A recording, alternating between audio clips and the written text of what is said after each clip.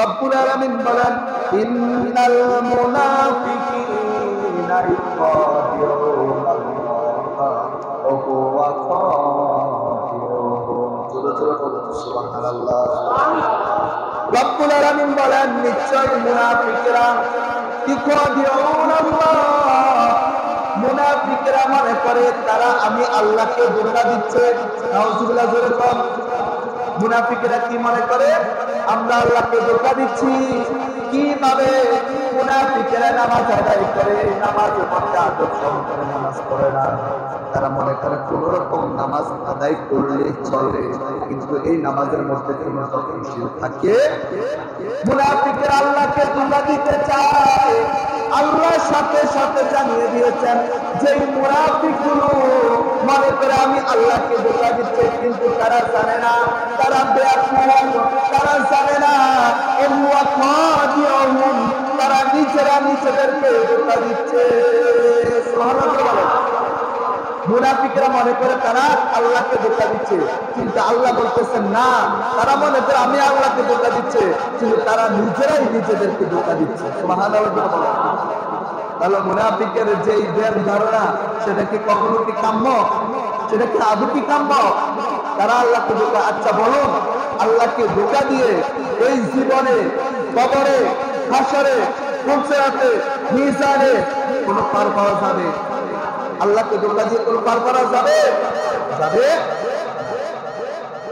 এরপর রব্বুল আলামিন বলেন ওয়া ইযা কামু ইলা সালাতি কামু কুসালা, মুনাফিকরা যখন নামাজের মধ্যে দাঁড়ায় তখন তারা মনোবেলা অবস্থায় দাঁড়ায়।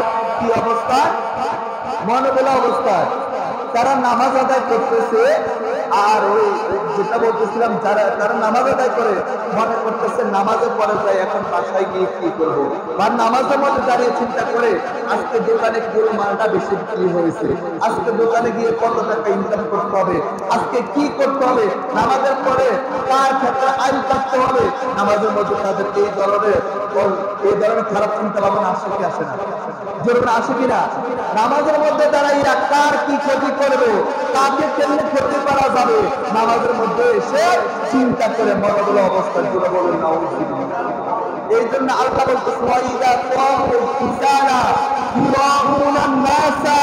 মানুষগুলো আল্লাহকে ধোঁকা দিতে চায়, আল্লাহকে ধোঁকা দিয়ে তারা মনোবল অবস্থা নামাজ পড়ে, আবার এই নামাজ পড়ে কিছু মানুষকে দেখাবার জন্য। জুড়ে বলেন না। মানুষকে দেখাবার জন্য মুনাফিকরা কি করবে? নামাজ আদায় করবে। কি করবে? মুনাফিকরা নামাজ আদায় করবে মানুষকে দেখাবার জন্য, কিন্তু আল্লাহ বলতেছেন না, তুমি নামাজ পড়া আমি আল্লাহর জন্য, রোজা রাখবা আমি আল্লাহর জন্য, আমি আল্লাহর জন্য, ইবাদত করবা আমি আল্লাহর জন্য, যত ভালো কাজ করবা সকল কিছু আমি আল্লাহ সন্তুষ্টির জন্য, কোন মানুষকে খুশি করার জন্য নয়। তোমরা আমি আল্লাহকে সন্তুষ্ট করো, সকল মানুষ তোমাদের সবকিছু দিয়ে রাখবে। তাহলে আল্লাহকে সন্তুষ্ট করতে পারে লাভ না লস? যেরকম লাভ না লস? অবশ্যই লাভ রয়েছে। এরপর রব্বুল আলামিন বলেন ওয়ালা ইয়াযকুরুনাল্লাহা ইল্লা ক্বালিলা। সুবহানাল্লাহ। রব্বুল আলামিন বলেন মুনাফিকরা আল্লাহকে অল্প পরিমাণে ডাকবে, স্মরণ করবে। জোরে বলেন ঠিক না ঠিক? মুনাফিকরা নামাজ আদায় করবে, 5 ওয়াক্ত নামাজের মধ্যে কোন রকম 2 ওয়াক্ত কিংবা 3 ওয়াক্ত নামাজ আদায় করবে, বাকি ওয়াক্ত নামাজ আদায় করবে না। আপনি নামাজ আদায় করলেন, যোহরের নামাজ পড়লেন, আসরের নামাজ পড়লেন, মাগরিব পড়লেন, এশা পড়লেন না, এদিকটা ফজর পড়লেন না, আপনি আপনার সুবিধা মতো দিনের নামাজগুলো পড়লেন, বাকি নামাজগুলো পড়লেন না। আপনি অবশ্যই আল্লাহকে কম পরিমাণে স্মরণ করলেন, এই জন্য আপনি মুনাফিকের কাতারে লিপিবদ্ধ হয়ে যাবেন। নাউজুবিল্লাহ বলেন। তাহলে আমরা কি 5 ওয়াক্ত নামাজ আদায় করতে পারবো তো ইনশাআল্লাহ?